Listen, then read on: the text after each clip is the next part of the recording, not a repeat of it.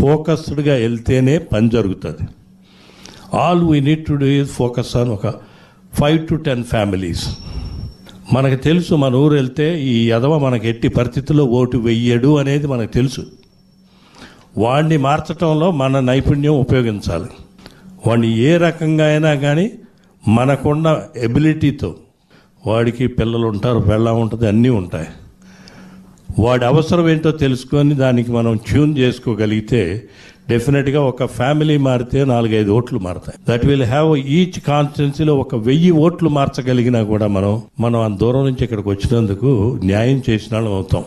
2-3 లక్షల రూపాయలతో, ఒకవేళ డబ్బుతోటే మార్చగలిగినా కూడా 2-3 లక్షలతో ఆ 10 కుటుంబాలని మార్చగలిగిన కెపాసిటీ మనకుంది. ఈ రూమ్లో ఉండేవాడికి 2 లక్షలు ఖర్చు పెట్టడం అనేది పెద్ద ఇష్యూయే కాదు. It the critical time.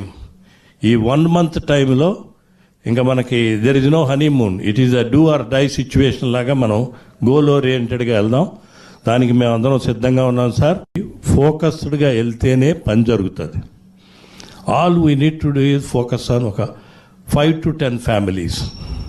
మనకు తెలుసు మన ఊరు వెళ్తే ఈ యదవ మనకు ఎట్టి పరిస్థితుల్లో ఓటు వెయ్యడు అనేది మనకు తెలుసు. వాడిని మార్చడంలో మన నైపుణ్యం ఉపయోగించాలి.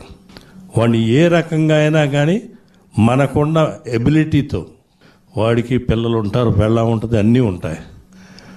వాడి అవసరం ఏంటో తెలుసుకొని దానికి మనం ట్యూన్ చేసుకోగలిగితే డెఫినెట్గా ఒక ఫ్యామిలీ మారితే 4-5 ఓట్లు మారుతాయి. దట్ విల్ హ్యావ్ ఈచ్ కాన్స్టిట్యున్సీలో 1000 ఓట్లు మార్చగలిగినా కూడా మనం అంత దూరం నుంచి ఇక్కడికి వచ్చినందుకు న్యాయం చేసిన వాళ్ళం అవుతాం.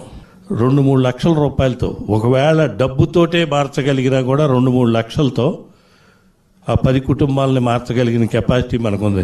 ఈ రూమ్లో ఉండేవాడికి 2 లక్షలు ఖర్చు పెట్టడం అనేది పెద్ద ఇష్యూయే కాదు. It the critical time.